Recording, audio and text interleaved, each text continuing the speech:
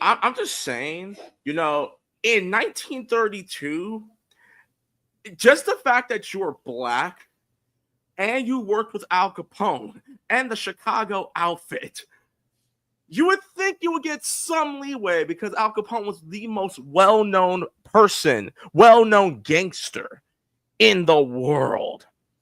You would think that you would have some leverage and some immunities. Even freaking vampires. You would think the vampires were like, you know what? Hey, listen. I am an Irish lad, even though I have a country accent. And you worked for Al Capone. And last time I checked, Dean O'Banion, who was an Irish mobster, one of the most dangerous ones in all of Chicago, got lit the fuck up. If you don't know what I'm talking about, people, you should totally watch Boardwalk Empire. But ladies and gentlemen, we are back. I am back. We are back. This is the Buttery Show. We are reviewing. And you can hear the Ranger Baby in the background as we are reviewing one of the most talked about movies of the year so far. Tell them how it is, buddy. Come here. Tell them how it is. That's what I thought. Anyways, we are talking about Sinner. Ooh. Woo! Starring Michael B. Jordan. Michael A. Jordan. No. Michael B. Jordan's playing twins. We're going to get into it. But this is probably the most talked about horror musical movie of the year. And I'm Leo, a.k.a. Stacker 2. And my guest today is my boy, Mike, a.k.a. Red Ranger on Instagram, a.k.a. Big Smoke. Recognize. So you got Stacker 2 and Big Smoke. Deep cuts we're making right now. And yes, people, we're here to talk about Sinners. Before we get into it, shouts to everyone who's watching. Thank you, buddy. Shouts to everyone who's watching on our Facebook page, our YouTube page, and my Twitch page. I completely forgot that I had put this on Twitch, so I apologize. But if you're new to Twitch, and you're new to YouTube, and you're new to Facebook, like, share, comment, subscribe, all of that jazz. Be sure to follow me on Instagram at @therex_fox.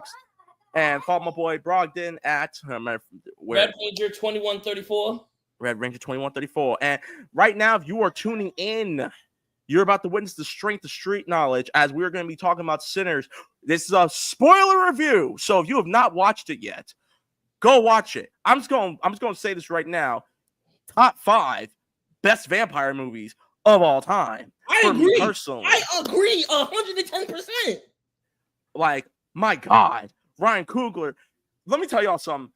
Ryan Coogler cannot miss. He has not missed. I don't give a damn what anyone tells me. Black Panther 2 made me cry. I felt like I was at a funeral when I saw Black Panther 2. I felt don't get me started. Bro, it felt like I was at a black funeral where you have that one auntie crying out in the back. And you know damn well she's probably the one who's making the food for the funeral reception and is about to slap. Mm-hmm. If you've never been to a black funeral, ladies and gentlemen, or any type of funeral, like it's Filipino, Mexican, Asian, I don't know why, and it might sound very immoral to say, but funeral food slaps. It does. It really does. My God. We're going. I know this is bad for us to say, but bro, I'm going to hell. I already know I'm going to hell, but I'm gonna take some vampires. I'm joining you. I'm going to take some vampires with me. And since we're on the subject of vampirism, let's talk about Anyways, guys, we're here to talk about Sinners, which is a 2025 Hold on. Wait for it. It is a 2025 American musical horror film produced, written, and directed by Ryan Coogler, set in 1932 in Mississippi Delta. The film stars Michael B. Jordan in dual roles as criminal twins who return to their hometown to start again, only to be confronted by supernatural evil. The movie co-stars Haley Steinfeld, and the debut of Miles Catan, Jack O'Donnell, Wunmi Masaka, Jamie Lawson, Omar Miller, and the legend of the Black All-Star Delroy Lindo. He's an all-star, people. I don't give a damn what anyone tells me. Delroy Lindo is a definite Black all-star. This movie, we both recently saw it. I'm gonna give my take first before we even dive into like who's in it and all that stuff. I saw this movie 2 days ago. Okay, date night, and I'm like, okay, I've been hearing so much about this movie. I was gonna see it with some homies, but I ended up going with my son's mom, and we're like, hey, we'll have someone babysit. We're gonna go. We saw this movie, and from beginning to end, matter of fact, we're 20 minutes late. But if anyone knows anything about movie theaters, for a movie theater, the movie starts like at least 20 minutes after it was supposed to already start, because you gotta go to commercials. And if you're in IMAX or Adobe, they're gonna show the newest trailers in like that nice high quality surround sound. So we got there as the movie. We got in the film, our theater just in time because it was about to begin. I still have not stopped talking about this movie. I have, for the last 2 days, I have made references. I have talked so highly of this movie. I have gone as far as to say that Ryan Coogler is going to go down in history as one of the greatest Black directors of all time. He'll be up there with Spike Lee. He'll be up there with shoot, I had some Black directors in my head. I swear to you. But he will be up there with so many. Oh, John Singleton, yes. Spike Lee, and I have to give the man flowers, despite how I feel about his movies. Tyler Perry, because he made a genre of Black films for a specific demographic of Black moviegoers. I may not like Tyler Perry movies. You may not like Tyler Perry's, but he will go. He has made that money, dog. He has made the money. Oh, he did. He did. I love this movie. If it wasn't for the fact that I was watching my kid today, because mom is at work right now, I would honestly want to go see the movie again before we did this review. Luckily, no, I ain't saying it, but I found somewhere I could watch the movie. Listen, I'm not setting sails in the blue. I got my AMC movie pass. I'm good to go. Listen, I already did that when I was looking at Gundam War 0080 War in the Pocket and Stardust Memories. By the way, shouts to the YouTuber who uploaded all 13 episodes of Stardust Memories. I wish you were around November when I started watching Gundam, because I needed War in the Pocket as well. But it's all good. It's all good. I love this movie, and I cannot wait to talk about it. Go ahead. What was your first thought seeing the movie? When I first saw this movie, I'm like, okay, this set 1939. I'm just looking like, oh damn, oh my damn, just oh my damn, and then Haley Steinfeld. Oh, we gonna talk. I'm glad you mentioned Haley Steinfeld, because I have. You know what? I'm gonna give props to Haley Steinfeld right now, and there's one reason why. So, and we'll talk. I will talk about that when we talk about the movie and like a lot of the messages it had. But Haley Steinfeld, this is what I have to say about Haley Steinfeld's performance without getting too rated R.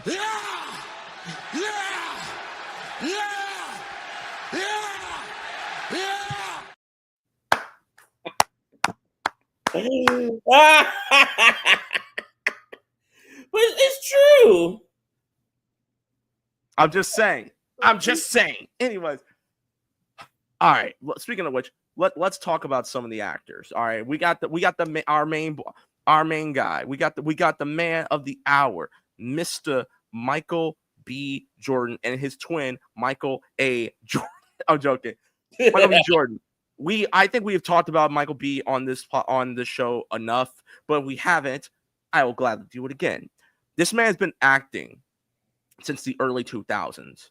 Hardball, The Wire, We Are Marshall, Fruitville Station, and then we're going to go into his adulthood. Fruitville Station, very intense movie about something that really happened. And I'm not going to say my thoughts about certain people, but you know who you are. But then obviously Creed 1, Creed 2, he became the director of Creed 3, if I remember correctly. Or he was one of the writers. Black Panther. One of the directors. Yeah, Black Panther 2, Wakanda Forever.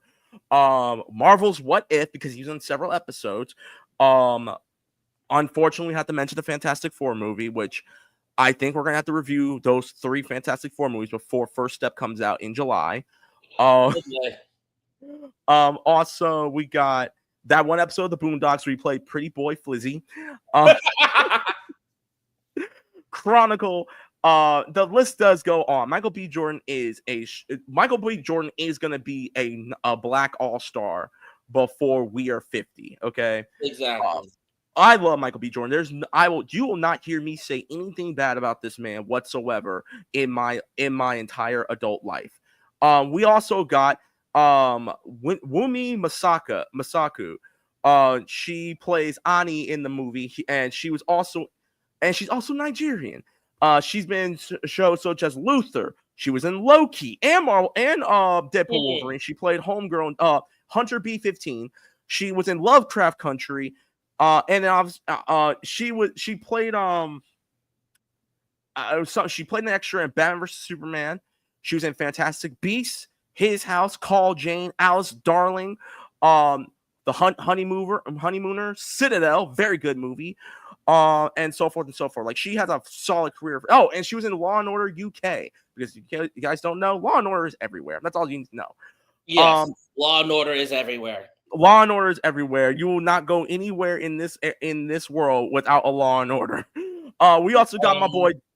We also got Delroy Lindo. Delroy Lindo, once again, Black All-Star movies. The guy's been in movies like Malcolm X, Crooklyn, Clockers, The Five Bloods, which was one of Chadwick Boseman's last movies. He was also in Get Shorty, the Cider House Rules, Gone in 60 Seconds, Chicago Believe, The Good Fight, Romeo Must Die. He was also in The Core. He was also in what was that dumbass Jet Li movie with Jason Statham? Not the crappy one. Not that crappy one. No, not the crappy one. I'm talking about the one that's so funny, it's so bad, it's good. The one. Yes, I am you long. I'm nobody's bitch. You are mine. You do not know me, but I'm the one. Then just hit that pop roach right there. Exactly.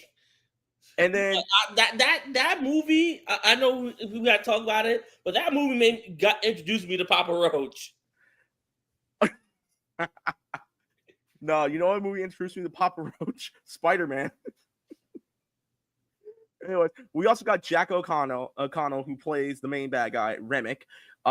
He's been in stuff such as Unbroken. He was in This Is England, Elden Lake, the UK version of Skins. He was in Godless and Trial by Fire. Very good series. The Northwater, SAS, Rogue Heroes, and Back to Black, and of course this movie. And then we got Haley Steinfeld. I ain't got nothing much else to say. Haley Steinfeld. I'm gawking over her, not because honestly, she is an amazing actress, and she's becoming a better and better actress every time I see her on screen. I unfortunately did not see the movie that she, if I remember correctly, she won an Oscar for, which was True Grit. Oh no, she got nominated. True Grit with Jeff Bridges and Matt Damon, but she No, was I also didn't see that either. she was also in Ender's Game. She was in The Edge of 17, Begin Again. She was she voices Gwen Stacy, obviously, in the Spider-Man Into the Spider-Verse and Across the Spider-Verse. She And was Beyond in the Spider-Verse, which will be coming out soon, hopefully. yep. She's in that Netflix show Arcane, which is based off League of Legends. She was in Bumblebee. And she is a singer, and she was also in Pitch Perfect 2. Yeah. Yeah. So yeah, though that's just pretty much a lot of the people. But if I'm not, but let's just let's get started. Let's get into the nitty gritty. Yeah. So you dig, anyways. So we got the the movie is set in 1932. We got and 39. which I have to say, the fact that this movie touches on not just this movie touches on black culture in so many ways and many other cultures. We got the Moore twins. We got once again we got Stack who's in the red, and we got Smoke who's in the blue. Mm-hmm. And they are back in Delta, Mississippi to open up a juke joint and buys it off a man who's a Klansman. And they even told that man, look here, none of your Klan buddies step foot around our area, or we gonna pop them. And he's like, and listen, let me tell you something, young chap. The Klan is no more, boy. And he's like, who you calling a boy? I was like, who is you calling a boy? You calling a boy? You got me. Okay. You got me messed up. I feel as if we okay. In case one of us cusses people, we apologize. So we got the Stacks. By the way, I have to show at least one picture of these fools. Let me show y'all how the drip that these guys have. Look at that. Okay, I like the red. I like the red. I'm sorry. I personally like blue. Well, blue's my favorite color. Red's mine, so. Well, I know why yours is. That's your favorite color. Anyways, but no. So they buy the juke joint, and their idea is they're going to make as much money as possible for this one night, because apparently they are on the run from both the Italian and the Irish mob. Apparently did something really dirty, and they don't really specify, but let's just say this is after Prohibition, because Prohibition around this time is about to be over because of the stock market crash. But they get their cousin, Sammy, played by Miles Canton, to come and play for them at their juke joint. They also get Delroy Lindo's character, Delta Smooth, and they get their boy Cornbread, played by one of our favorite black character actors, Omar Miller. If you don't know who Omar Miller is, go ahead and rewatch Transformers, rewatch The New Guy, rewatch He was in Ballers too. He was in Ballers. If I remember correctly, he was in Paul Blart Mall Cop. If I remember correctly. Yeah, he was. I saw that movie, and Mama, if you're watching this, I'm sorry I dragged you into watching that movie. I really am. No, dead ass. I feel bad because this is like 2008, 2009. But to be fair, Mom, if you're also listening to this, I pulled you out of not watching Dragon Ball Evolution. I know we have talked about Dragon Ball Evolution on our channel. This is the only time you'll ever hear me say this movie, talk about this movie whatsoever. That's it. Anyways, so they're getting everything together, and Stack and Smoke separate so they can get everything done and like be quicker about it. Smoke goes into town, and we run into it's two of my favorite characters in the movie. We got Bo and Grace, who are both Asians, who live in the South. And if you're wondering, they are Chinese. If you're wondering, do they have a Chinese accent? No, they have a deep, and I mean deep Southern accent. Mm-hmm. I had to explain to I explained this to my girl that it's like, wait, so they were Asians in the South. I'm like, yes, there were. Like, and my girl doesn't know too much history, that's why. So I couldn't find a picture of Bo and Grace, but I did find a picture of the actor and actress who plays them. Here they are. Bo is played by Yao. That's his name, just Yao, or Thomas Peng, and then Grace is played by Lee Jun Lee, who is also in Quantico. She was in Wu Assassins, and she was in Babylon as well, and The Exorcist. Beautiful looking couple too. I had to explain to her like during the 1800s, like, and this is as far as I know, when we had the trains being built and stuff like that, the railroads and stuff, like Hell on Wheels was talking about it. If I remember correctly, what was that show with Ian McShane, that Western show? I don't remember. Crap. It's gonna hold on. Ian McShane. I'm trying to remember. I can't remember. Hold on. What was his name? Deadwood. There we go. Deadwood. Deadwood, Tombstone with our boy Val Kilmer, rest in peace. They talked. There was a lot of Asians who migrated to America in the 1800s for better opportunities because of the gold rush, because of the train system being built, and everything in between. So the gold rush and the trains, and bringing in like clothing items from said countries and stuff, like how like what the French were doing, they did that. Hence the reason why Asians also found their way into the South. It wasn't just the West; it was also deep in the South and deep in the Midwest. So which is why I love the fact that they talk about that subtly in this movie. But yeah, so Smoke is like, hey, listen, I need you guys. I need catfish to feed about 100 people, and I need a sign painted outside for it. And it's like, okay. And obviously, if you want to know why, some of y'all are like, why is he giving $20 to do it? I'm like, let me tell y'all something. $20 to $50 in 1932. That's rent now. That's rent now. Think about it. Your rent in 1932 is $50. You're good to go. So Smoke also goes to find his girl Annie, played by I'm honestly butchering her name, but Wumi Masuku. And they tell you in detail like their relationship. They had a baby. Unfortunately, the baby didn't make it. And he ran off. He ran off because what else was there to do? Also, she's a hoodoo priest. A hoodoo priest. Now, not a witch, a hoodoo priest, because this is they deal with a lot of Haitian culture as well, where she gives him like this bag to protect him. She's like, she's like, I gave you that bag to protect you all this time. You never get questioned, because he's kind of like he's kind of atheist, like because it's not after World War I, which was the Great War.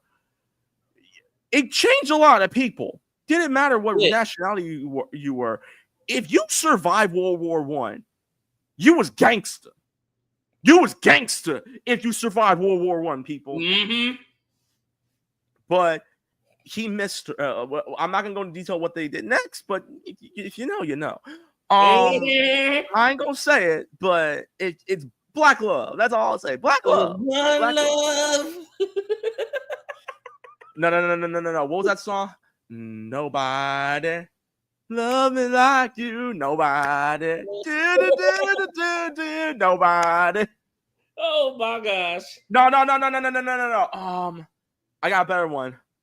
Since we're talking about the 90s.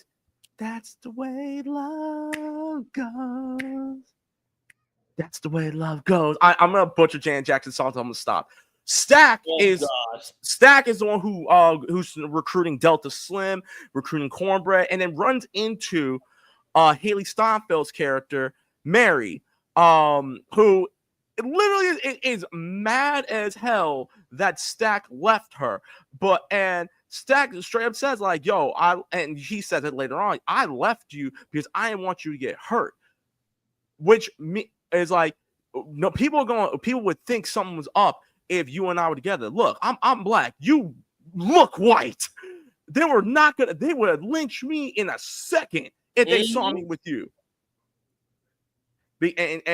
And we'll talk more about why we're saying that Haley Steinfeld's character it passes as black later on. We'll talk about that. We'll talk about that as we get to closer towards the end of the film. So as they're getting everything settled, as they're getting all the Avengers for this jukebox, this juke joint to happen, we also run into Jack O'Connell. Jack O'Connell runs into this Klansman's house and is like, yo, there's some dangerous people coming after me. I will pay you. This is gold. Take it. Just do not let them kill me. That's it. And it's these freaking Native Americans who come in and it's like, hey, listen, did you see a person of interest who may be Caucasian? He is kind of a dangerous man, and it is very, very important that you tell us if you know where he is.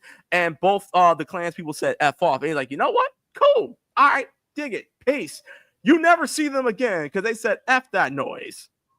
Exactly.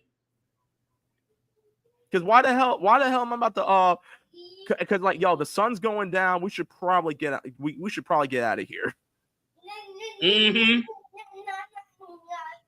boy, we gotta get up out of here. I saw that. I'm like, wait a minute, something ain't right here.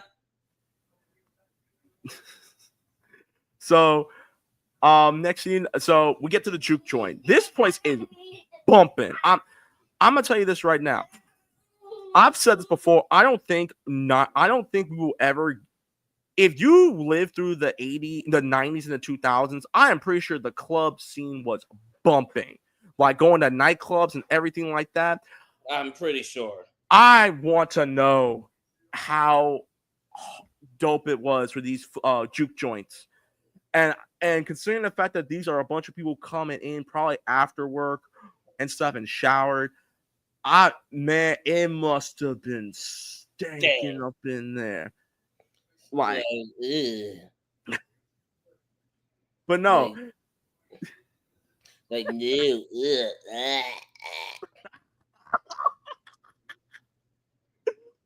Like, I can't do it. Dude, like, and especially don't get me started if you're trying to hook up with someone.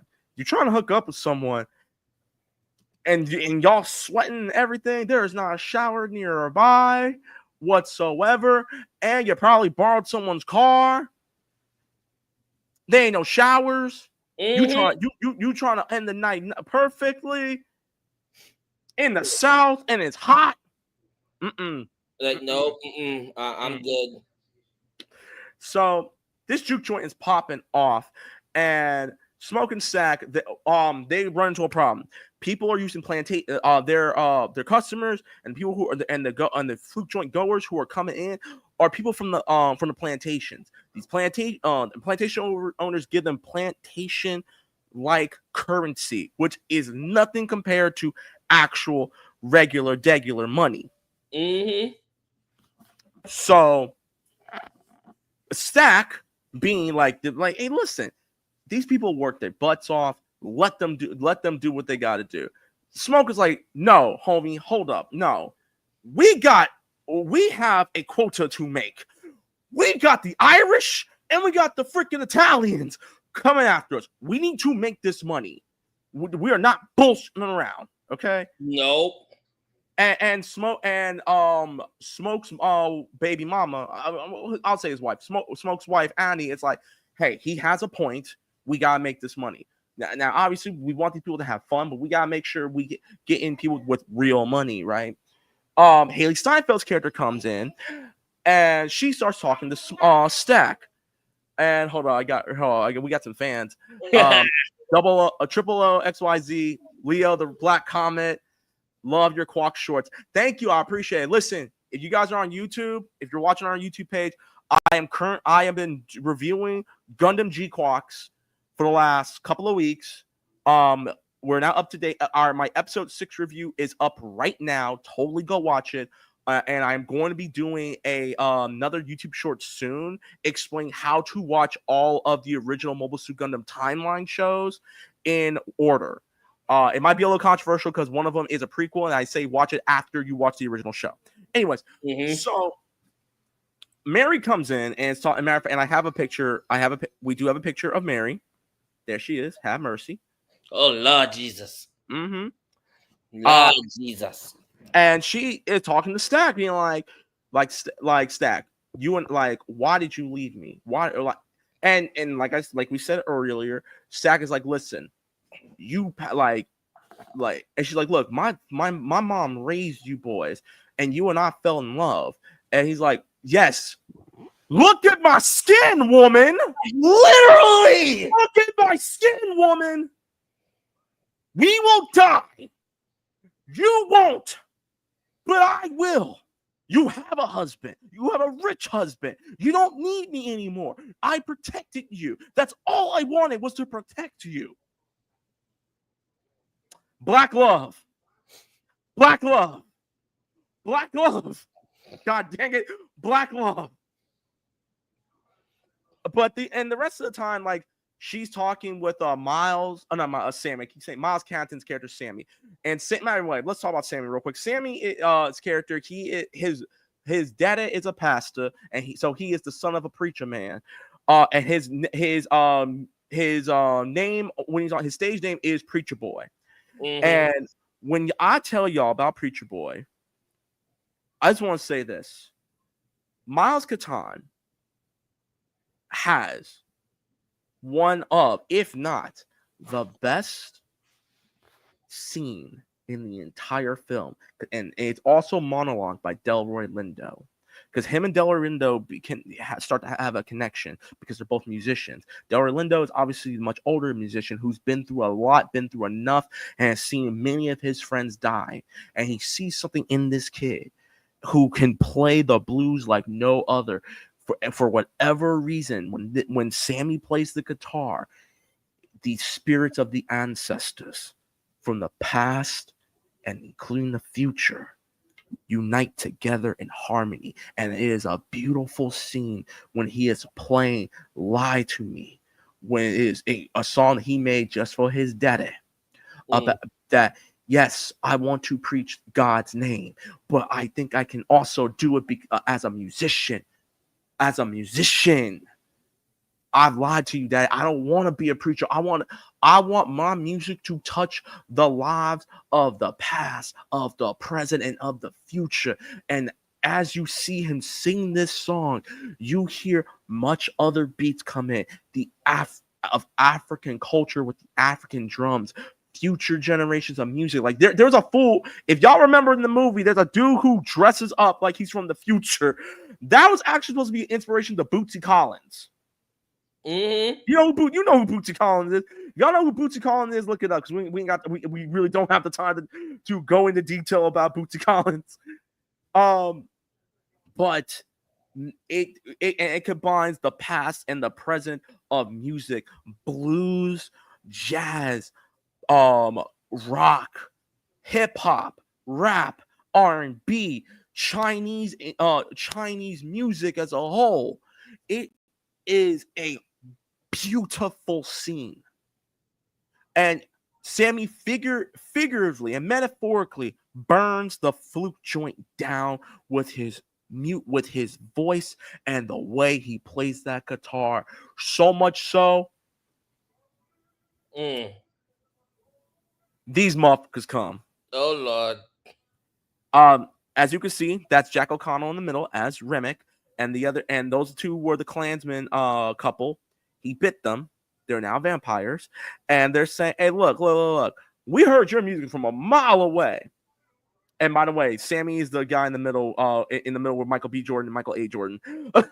So they're like, "Hey, listen, we just want to come in, have some drinks, and play some music of our own." And it's like, yeah, but you know where we are, right? You see all these black people around here. And he's like, look, man. And it's like, and look, for what I know, we all bleed red. Okay, doesn't matter what color. Doesn't matter if you're black. Doesn't matter if you're white. Doesn't matter if you're Asian. Music brings us together. And look, let me show y'all. They start playing this haunting ass song. I don't remember the lyrics to it, but it is haunting. Haley Steinfeld's character is like, we couldn't let him in. And he's like, y'all need to go. Y'all need to go. I sense bad juju on all three of you. Hell no. So, they're like, hey, listen, we're gonna walk extremely slow. Don't worry, we're gonna walk extremely slow. If you want us to come back, we'll come back. We'll be over here. And by the way, they're like, yo, why she get to stay? And they're like, she's family. She's family. Which also in modern day black culture, doesn't matter if you white, Latino, Asian, Middle Eastern, it doesn't matter. If we F with you, you're family. LA and that. And LA Mike is a good LA Mike. Our boy Clement, our boy Ryan are great examples because they's family. They's family, okay? So because I know one of them will take a bullet. They'll probably have to rock paper scissors for that. Anyways, so Smoke and Stack go into the back and they're like, yo, look how much our US currency is. Look how much plantation currency is. And he's like, so this is not enough. He's like, no, we need to figure out how to get more money. Otherwise, we're screwed. Mary talks to Stack's like, hey, listen, why don't we get the white folks back? And it's like, look, let me see how they are. Let me talk to them. See if they clean, and we'll bring them back in.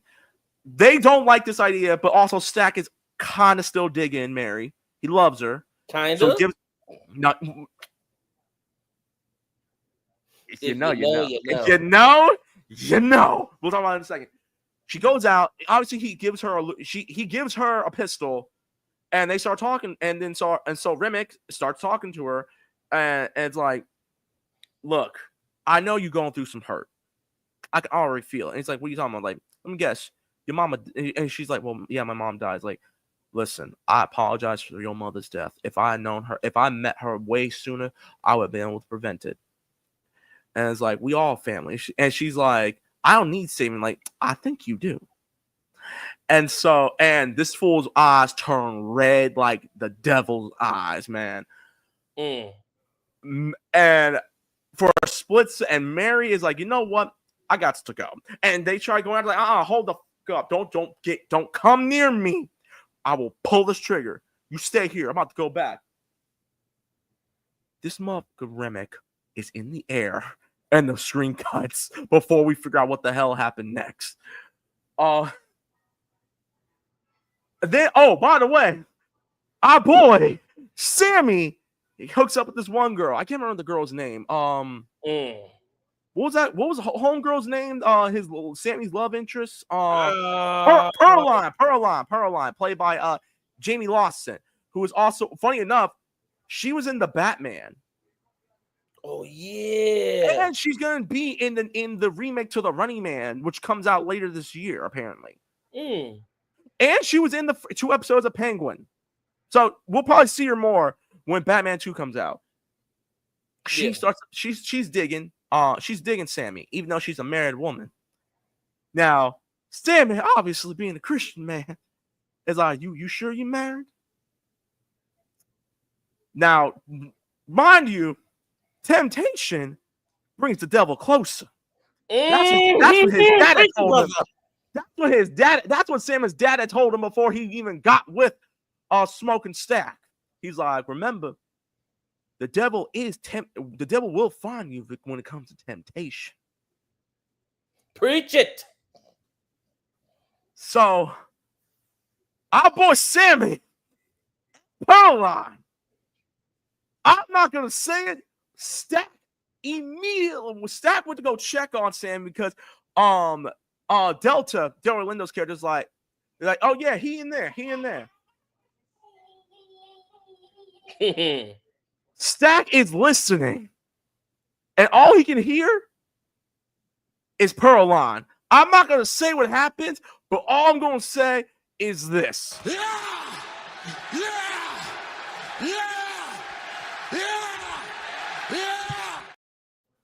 Come on, Carter Tiger, don't hide that dragon. Mary comes back. Finds Stack and immediately starts kissing him. They start dancing. Now, granted, everyone's been dancing the entire time, even Grace and Bo, the black Asian love right there. And Haley Steinfeld hits Michael B. Jordan with one of the most erotic lines I have ever heard in cinema. I am not going to repeat it. If you know, you know. And they go into the back. And I said this online. Someone needs to check on Shamik Moore. Someone needs to go check on Shamik Moore because Shamik Moore, for the longest, was flirting with Haley Steinfeld during the Spider-Man movies. Someone needs to go check on that fool because Michael B. did something he couldn't do. Movie-wise. Haley Steinfeld's married. Movie-wise. Just saying, respectfully. Movie-wise, Michael B. Jordan did something movie-wise that Shamik Moore couldn't do. Movie-wise. Got to throw that disclaimer out there. So we're not about to be some dirt sheet. Nope. Sam and some fluids were exchanged. I'm not going to say it. And Sammy Smoke tells Sammy to go grab Stack. Sammy goes to check with Delta. Like, yo, Delta, where? Like, hey, Delta, where's Stack? Like, oh, he in there. And like he in the back. Goes to opens the door.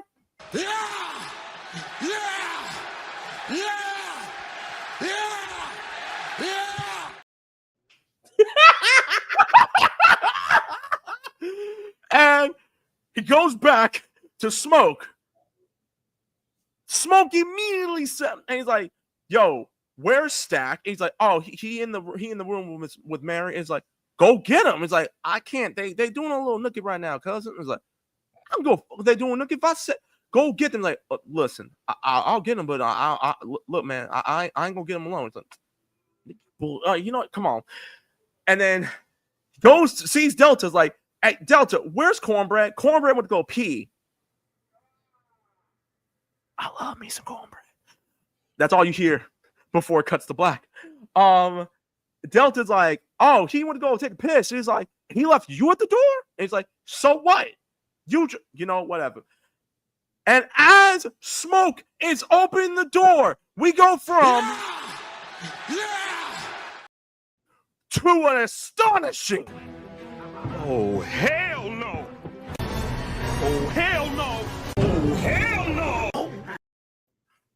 Mary is biting the fuck out of Stack. Stack is, oh, shit. Can you hear me? Mm-hmm. I'm making sure. Stack is bleeding. And Mary is trying to play innocent. All of a sudden, Smoke, after seeing her bite his brother, pulls out two M91s or M19, I can't remember the model guns, and lights her up like a Christmas tree. Annie sees it. Sammy sees it. Delta sees it. This heifer gets back up and says, "We gonna kill all of y'all tonight," and runs like hell. You want to take over?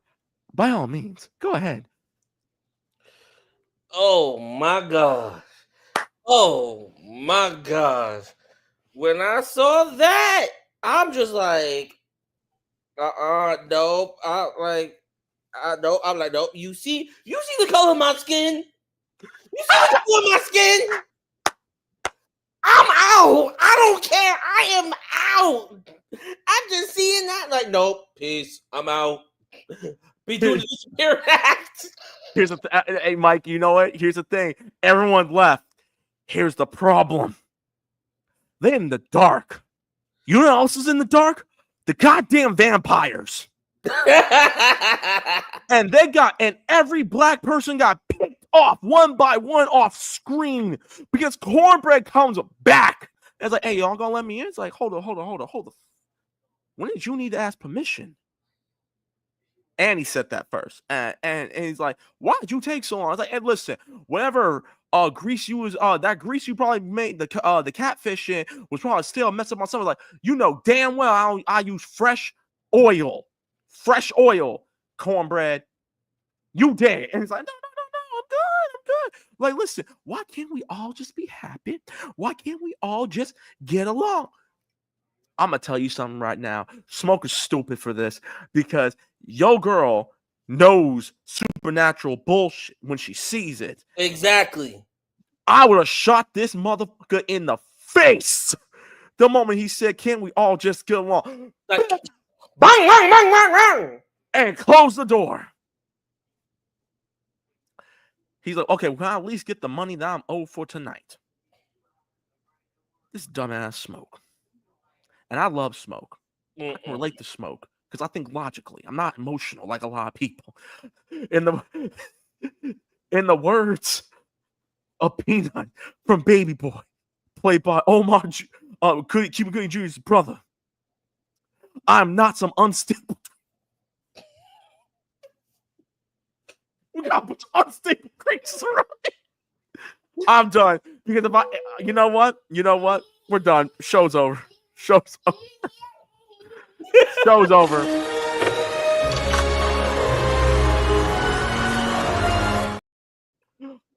Yo, I just want everyone to know, no one in here who is a black female is an unstable creature. Just want everyone to know that.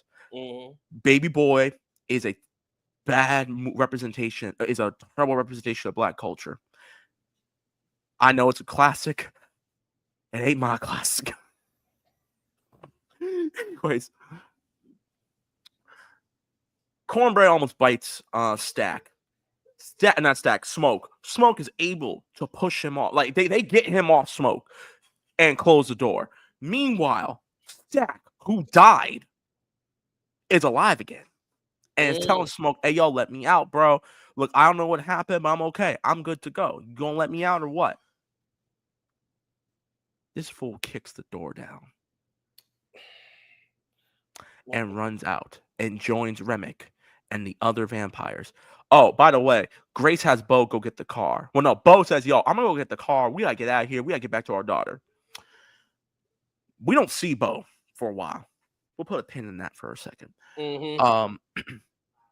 Now they're trying to fortify everything because Annie realizes what Cornbread is, what Merrick is, and what Mary is. They're vampires. She has never really ran into any vampires, but she's read enough about it and has heard enough stories about vampires and knows and pretty much does what most vampire movies does. They give us this is how you kill a vampire: stake to the heart, garlic crosses, and silver bullet. Apparently, they don't have a silver bullet. They have crosses, but for what? This is the one thing I don't think Ryan Coogler thought of. There are plenty of characters in that movie that were wearing crosses.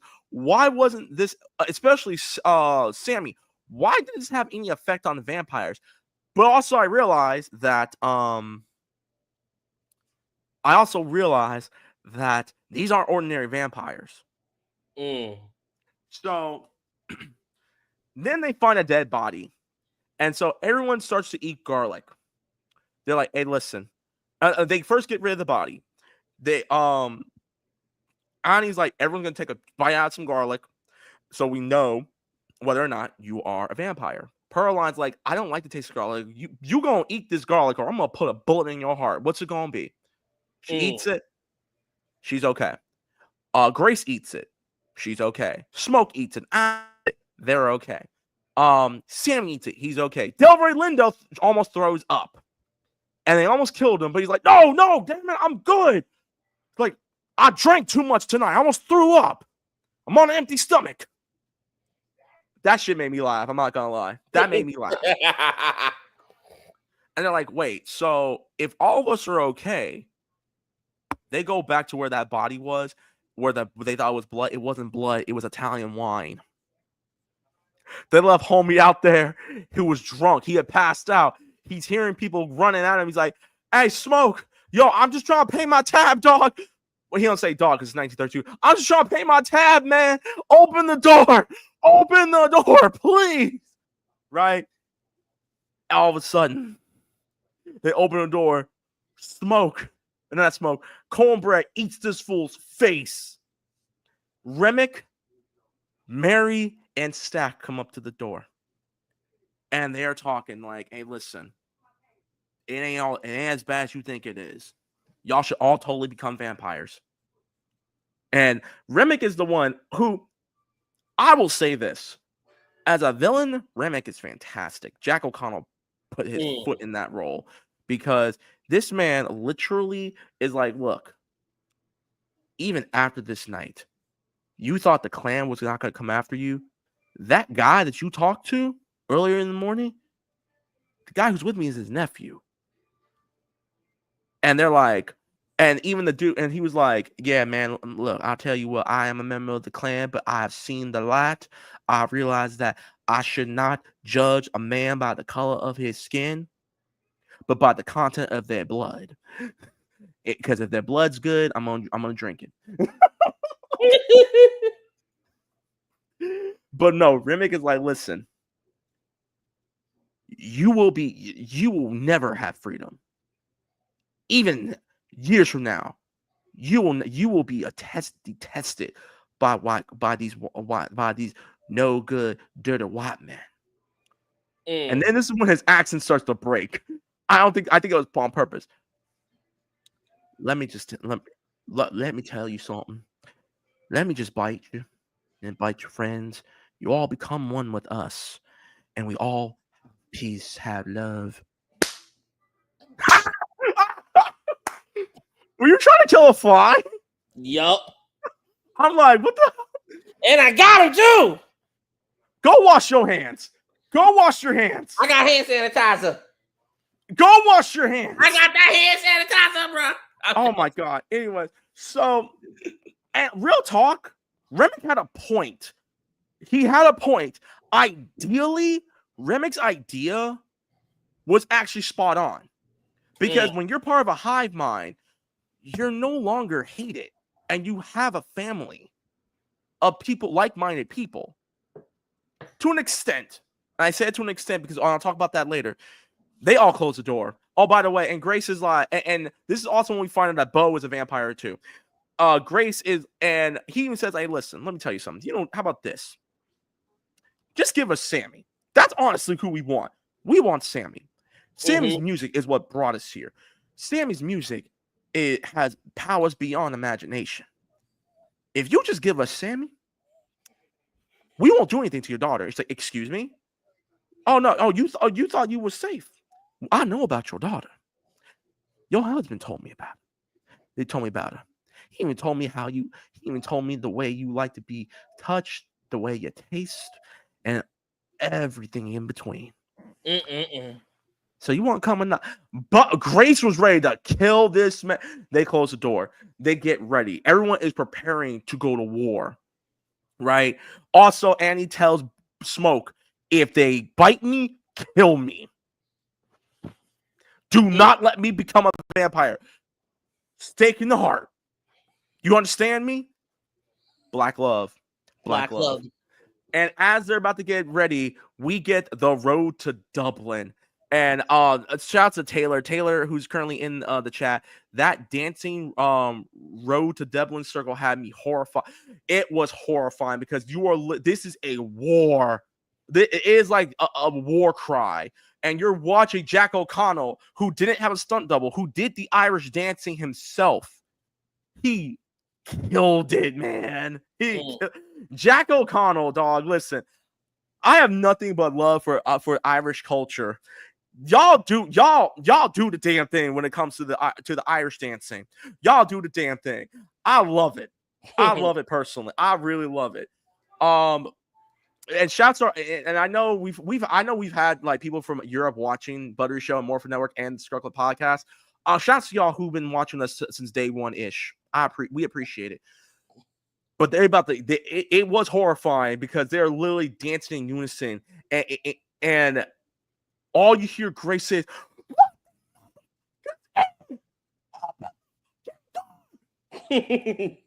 Grace, God bless her. When they opened the door, she took one swig of that whatever alcohol was, lit that on fire. The moment Remick walked into the door, she freaking Kershaw that shit like she was on the LA Dodgers. This man deflected that damn thing and set the juke joint on fire. And also set Bo on fire. Grace ran after Bo and even when she was on fire and stabbed that fool, killing him and herself in the process. If that ain't love, I don't know what is. And if my girl is watching this, if I ever turn to a vampire or a freaking zombie, werewolves are okay because apparently werewolves can, learn how to control it. Teen Wolf style. Teen Wolf style. Take me out. Take me out. I'm okay. Take me out. Take me out. Everyone starts getting bit, even the extras that I completely forgot about. Annie gets bit. Now Annie gets bit, which sucks, and she gets bit by Stack, and Haley Steinfeld's character trying to bite Smoke. He immediately gets up after he brushes her off and stabs Annie as promised. And this is where we realize, okay, some of these vampires have souls, because Mary screams because that Annie was someone she really loved. And Smoke just starts letting bullets fly. Everyone's letting bullets fly. Even though the bullets won't do much, at least it will slow them down so they can start stabbing as many vampires as they possibly can. The entire place is now being set on fire. Smoke, Pearlie and Sammy are making their way upstairs. Delroy Lindo's telling him, yo, get out of here. Now I'm going to try to hold him off. And pretty much like, I lived a good life. I lived a good fight. He drinks as much of the Irish beer as possible, the fresh Irish beer. Smashes it. Cuts it. I have never seen a cut that deep. Ever. I cringed. He filleted his skin off and is letting the blood fly, is having the vampires come after him, and he's stabbing as many of them as possible before he gets taken. Stack meets up with Smoke Smoke freaking Sammy and Pearlie, bites Pearlie. Smoke tells Sammy to get out of here and fight Stack. We don't know what happened. And Smoke looks like he's about to Stack looks like he's about to bite Smoke, but for whatever reason, the necklace on Smoke's neck that his girl blessed stopped him. And it looks like Smoke's about to stab Stack, but we cut. Sammy is beelining it to a car, only for freaking Remick to fly down and swipe his ass and scratches his face and is trying to essentially not drown him, but it looks like he's baptizing him. And so then Sammy does what every black person would do in this situation. Go to church. Our Father, who art in heaven, hallowed be thy name. Thy kingdom come, thou be done on earth as it is in heaven. Give us this day our daily bread, and forgive us for our debts as we forgive our debtors. Lead us not into temptation, but deliver us from evil. You would think that would work. Nope. I'm going to tell you something. If you a black grandmama or a black granddaddy seeing this movie, this probably shook you to your core, because that prayer didn't do a dang thing against these vampires. So, which also ex-nays the whole crucifix logic. And Remick is like, listen, I don't want to kill you, Sammy. Your music is what brought me here tonight. Your music is what's going to help bring in a new generation of people who will not have to ever suffer again. I need you, and you alone, And as he's about to bite him, Sammy L kebabs his fool in the face. And Remick, half of Remick's face is sliced up. It's like, you motherfucker. Smoke comes in, I think, and also shoots him. And then the sun starts to come up. They made it to dawn. All of the vampires start to die. And you would think that would be the end of the movie. Oh no. Oh no, baby. Smoke tells Sammy, go home. Go home. Because, hey buddy, come here. Hi, buddy. Hi, buddy. Say hello to the Ranger Baby people. The Ranger Baby is now, as of over the last 2 weeks, is officially 3 years old. Say hi. Hi, buddy.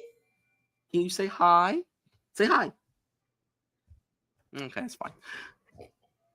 He can say hi. He learned to say hi recently. I'm very happy about that. But no, Smoke ain't done, because now that, and since Remick told him that the clan is coming after him,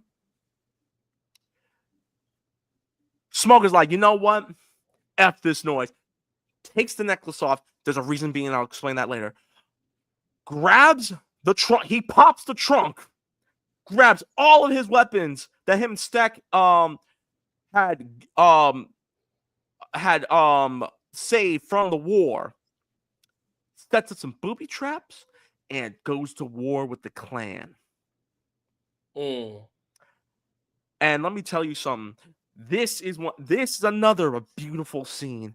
Just watching Michael B. Jordan, whose character and his remembering what before all the vampire crap happened, what it was like when his girl was still alive, when his brother was still alive, when his homies were still alive. And he's about to let that Chicago typewriter do its magic. It's about to go down. And all I have to say for this scene is this. Yeah! Yeah! Yeah! Yeah! Yeah! I agree. Oh, by the way, and unfortunately, Smoke does get shot. He does get shot, but walks it off like a G. Takes out that one, the fool who is about to kill the fool who sold him that damn juke joint as he's bleeding out. And before he ends that fool's life, he sees Annie and their baby girl waiting for him on the other side. Lights that fool up. Takes one more smoke, and Annie says, Elijah, you gonna put that cigarette out? You don't want the smoke to get everywhere, do you? Holds his baby girl, the spirit of his baby girl. And we cut to Sammy going back to church. His daddy is telling him, pleading for him to let go of that last piece of the guitar. Come back to church, son. Come back to God. Sammy gets back in the car, drives to Chicago. 60 years later, 1992, another song. Get down. Sounds of the fucking drama. Sammy is in a jazz bar, a jazz club, and has become one of the greatest musicians of all time. As we are watching the credits go, part of the credits, and it's a beautiful performance, right? And I want to give a big shout out to the actor who played older Sammy. Let me see, Buddy Guy, who is a world-renowned blues musician. And he played the older version of Sammy. And he's like, and security comes, is like, hey, buddy, we got two people. There's some people out here who said that want to see you perform. It's like, okay, sure. It's like, they won't pay you $200. Like, bring them in. Go ahead. It's Stack and Mary. Mm. And I wish I had a picture of Stack and Mary from the 90s because my God. Mm. But I'm not gonna go into detail. But Stack and funny enough, it's like Sammy's like, I kind of figured Smoke didn't kill you. And Stack explains, Smoke said, I will not kill you under one condition. You let Sammy live the rest of his life unharmed. Do you understand me? He relayed that message to Mary, and here they are now. What's up, buddy? How you doing? Say hi. Say hi. Say hi. Hi, buddy. Hi. Say hi, Jonathan. He's like, I don't wanna. He's also tired, people, because he took an early nap today. No. Like he woke up at 7, an hour before I got off work. I took him to the park around 10:30, knocked down the car, and he woke up around 12:30. So, Oh wow. You the gauntlet's on. You know, you Mike, you know the gauntlet's on. The gauntlet is on. Yeah, keep him up. That and I have work later tonight. So Stack is talking to Sam. He's like, listen, because his cousin. He's like, look, I smell you. You're at the end of the road. You're. And I know you've done a lot. Let me bite you. Like, let me turn you into a vampire. So that way you can continue to do your music. You can continue to inspire. You can continue to be that beacon in music and bringing in more of our ancestors from the past and in the future. Let me do this for you. And he's like, nah, Stack. I lived a good life, bro. And when my time is up, my time is up. Like him and Mary came not to like get revenge. Like, listen, we want to do you this favor. And then, well, can you at least play something for us? And he played the same song he played that day when they were getting everyone together. Lie to you. Stat gives him the 200, gives him a big hug. Mary gives him a big hug too, and says, "We'll see you later." And then Sammy asks this, "Hey, listen, I want to get your thoughts. Before all this shit happened, that night was probably the greatest moment of my life. Was it for you?" And he's like, "Yeah, because that was the last night, the last day that I ever felt free. That was the last day I ever saw my brother, and that was the last day I ever saw the sun ever again." They walk out. The movie ends. I ain't gonna front with you. I almost cried when that ending happened. Same here. I was honestly debating on what I was going to give this movie score-wise. I was really going to give it a 9 out of 10. I really want to give it a 10. I really want to give this movie a 10. I gotta give this movie. I gotta give this movie a 10. I have to. Like, this is unlike. And one thing I will say, I know there are a lot of people online who do make parallels to this movie with From Dusk Till Dawn, which came out almost 20 years ago. Which there are, and I will say this, there are elements of From Dusk Till Dawn that are in this movie. Obviously, the first part of the movie, the first 30, 45 minutes of the movie is a completely different movie compared to when we get to the vampires and stuff like that. Just like From Dusk Till Dawn. From Dusk Till Dawn was a completely different movie until they got to the bar. And after Selma Hayek's performance. And that's okay. It's okay that I'm okay with Ryan Coogler drawing a parallel to one of the greatest vampire movies of all time to make his own greatest vampire movie of all time. I love From Dusk Till Dawn, and I love this movie too. And you know what? F it. This movie gets a 10. F it. This Exactly. movie is a 10. It's a 10 out of 10. I love this movie, and I'm gonna go see it again. Either tomorrow morning or later this week again. I'm probably gonna see it at least 4 or 5 times before it's out of theaters because it just came back to theaters because it was in high demand. Oh wow. But no, I love this movie from the acting, from the performance. Everyone like this movie had culture, and I don't mean just black culture. I don't mean just representation when it comes to black culture. I'm talking Asian culture. I'm talking Irish culture. I'm talking Southern black culture, Exactly. Native American culture. This movie had it all. It When really we talk, did. and it wasn't, and the best part about it, and I've talked about this on Twitch. I'm not going to go into detail about it, but it wasn't in your when it comes to representation. It wasn't in your face about it. It was a movie. This movie was a movie that just so happened to have representation, and it did it in such a very tasteful way that Mhm. it's this movie's been out for almost a month, and everyone is still talking about it. Michael B. Jordan honestly needs an Oscar. If it's not this movie, it has to be another movie. He has to get an Oscar. This movie has to get an Oscar. I don't give a damn about the Oscars. I just want to point that out. I don't give a damn about the Oscars. But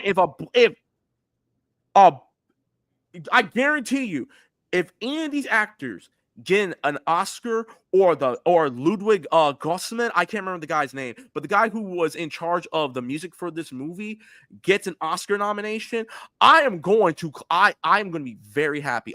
Ludwig Göransson, he's Swedish. Ludwig Göransson. This movie deserves any awards they get, whether it's the Saturn Awards, the MTV Awards, the Golden Globes, the Academy, the Dead Meat Horror Awards. Shout out to Dead Meat Podcast. We love you. We love you, James A. Janice. Keep doing the damn thing. I'm gonna clip this and send it to him too. This movie deserves all of the accolades that it's been garnering over the last month, over the last almost month now. I love this movie, and if you guys don't care about spoilers and are still gonna go see this movie, go see it. Please Go see it. You are doing it if you are a horror movie fan, a musical fan, a horror musical fan, a black horror movie fan, or someone who loves periodic movies, period piece movies, you are in luck. This movie has it all: horror, science fiction, action, drama, crime drama. What's up? It has it all. Like, I'll be honest with you, right? I don't do horror, but watching this, I know you don't. But watching this, I'm like, okay. I will. Anyways, we're gonna get to the comments, but there's a couple of things I wanted to talk about real quick. About the movie. I mentioned earlier about Haley Steinfeld and what's her face, Wumi Masuku's performances in this movie and why they're very important. A YouTuber who I really enjoy her. I really enjoy her stuff. Matter of fact, I want to give her a shout out. So let me find her YouTube channel really quickly. Because I watched her video yesterday about this movie. Give me 1 second.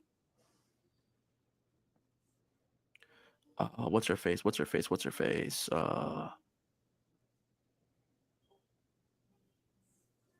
Damn, I can't. Hold on.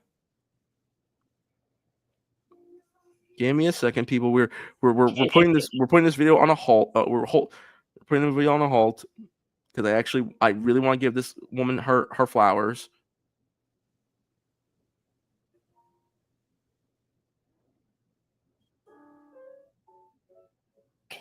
I almost saw it. What? The music. Oh my god! Yeah, that's my son's watching Miss Rachel right now. Oh my goodness. Oh my god! Anyways, hold on. I cannot find it. Jesus Christ. Hold up. Sinners colorism. There it is. I want to give a shout out to Fantastic Frankie, because she discussed the colorism and what Haley Steinfeld's character represents in in the movie, and Masaku's Wumi's what do you call it? Character. Yeah. What do you call it? So I said earlier that Haley Steinfeld's character, she's supposedly white, but she's black passing as white. Essentially, light skin, if you know what I mean.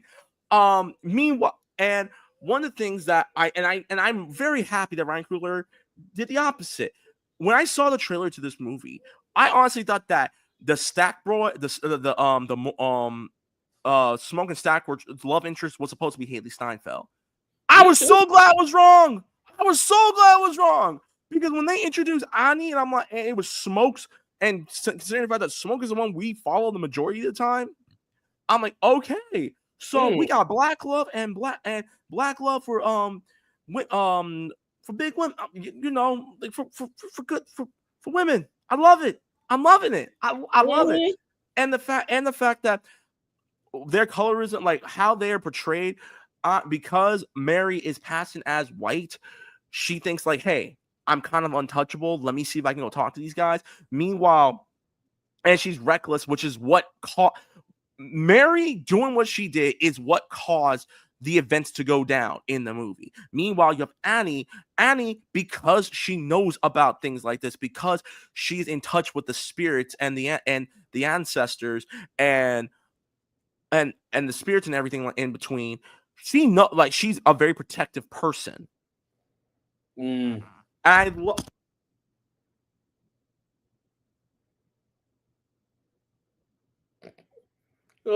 on, ladies and gentlemen. Technical difficulties.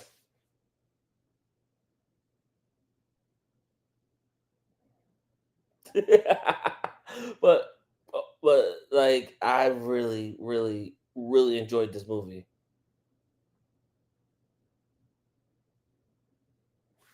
I realized I was muted. That's why. Thankfully, I found out immediately. But I also had to look up Haley Steinfeld for a minute because I needed to know. So I just want to say this, and you're gonna be very happy. So Haley Steinfeld's heritage, because I need to know, like, okay, did she have to look up things on how to like be like someone who passes as black and stuff like? Because like Haley Steinfeld, I know she probably does her research before she goes to any movie.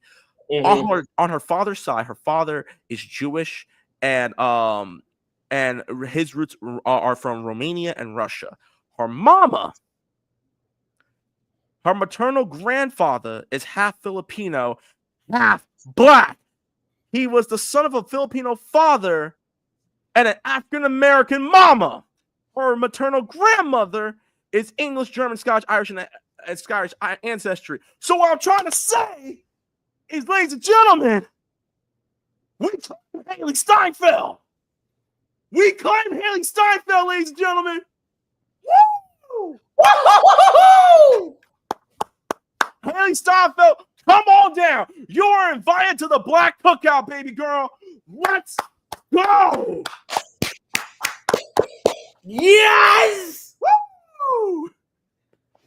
Make sure you put raisins in the potato salad. Matter of fact.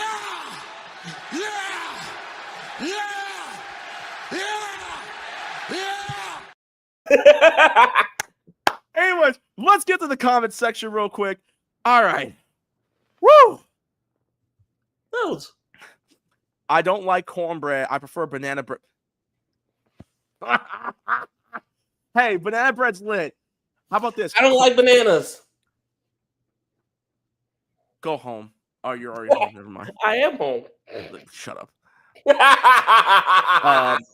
I'd be heading home after how Mary ran out. Going home. I hate when they don't spice it just with the cinnamon or the nutmeg. Plain banana bread is savory, but way too dry. Yeah. Like you gotta get it sweet. You gotta make it sweet just a little bit. I ain't letting them in the car. Gotta get your milk. Remember that insurance commercial where everyone decided to hide in the shack full of chainsaws instead of getting into the running car? The Geico commercial. The Geico commercial. Bruh. Here's the thing, though. Here's the thing. They're stupid. Everyone who left the juke joint did the smart thing, and that is get into your cars. Here's the problem, though. Vampires can, and especially this is the 1930s, these aren't like these. They can easily rip those damn roofs off. Just Exactly. saying. And they're fast. Hello, hey little dude. What's up, Henshin Gate? How you doing, bro? But no, guys, that is it. That's our review of Sinners. Right now, I can tell you this. Box office wise, this movie currently, the budget for that movie was about $90 to $100 million. This movie, as of right now, it is at $303.5 million worldwide.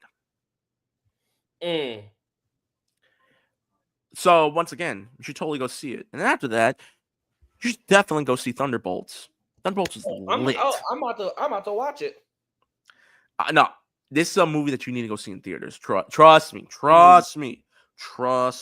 It's a movie you need to go see in theaters. Trust me. Don't set sail. Don't set sail. Don't set sail. Put that sail down. Put the sail down. Put the sail down. Put the sail down. Go see the movie. Support your local theater. Don't set sail. Don't be Gold Rogers. Don't be Gold Roger. Don't set sail. Get your ass out of that boat, and you go see that movie. Mike, I appreciate you coming to help out with the show, dude. As always. If y'all want, you can follow. And for everyone who is still in here, we greatly appreciate it. We're going to get on out of here. Be sure to follow The Buttery Show on YouTube at The Buttery Show at youtube.com/The Buttery Show. Follow us on our Instagram page at The Buttery Show. Follow us on our Facebook page, The Buttery Show.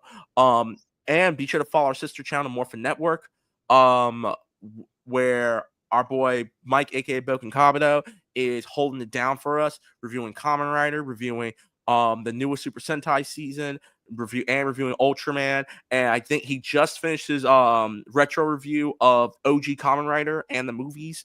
So yeah, be sure to check out Morphin Network. And you want to get a hold of any of us, you can find me. Please, let's see. Did they take me down? No, they didn't. You can find me on Instagram, @TheRex_Fox, twitch.tv/RecklessFox. I am streaming back on Twitch. I'm back on Twitch, ladies and gentlemen. I've been back on Twitch for the last month and a half, playing Resident Evil 4 Remake, which you should go on my Instagram. I'm going to be posting a poll. What game would you guys want me to play next? So please be sure to cast your votes. I'll be all up soon. And follow me on Twitter and X at @TheRex_Fox. Mike, where can they find you, bro? You guys can find me over on TikTok at, hold on, I gotta pull it up. You guys can follow me on Instagram at RedRanger2134. You guys can follow me on TikTok at RedFalcon212. And you can find me on Facebook under Michael Brogdon. All right, then. Well, that being said, guys, thank you so much. We greatly appreciate you guys for watching. And until then, hug your loved ones. Hugs, not drugs. And remember, if someone asks you that you know who's been to your house, may I come in? No. Splash them some garlic water and see what happens. Other than that, we'll see you guys on the next review. We'll probably be sometime this week or next week. But until then, we'll see y'all later. Peace. Bye-bye. Peace, guys. Eat some garlic. Eat some garlic. And Haley Steinfeld, we coming for you. Haley Steinfeld, we coming for you. Haley Steinfeld, we coming for you. Haley Steinfeld, we coming for you. Haley Steinfeld, we coming for you. Haley Steinfeld, we coming for you.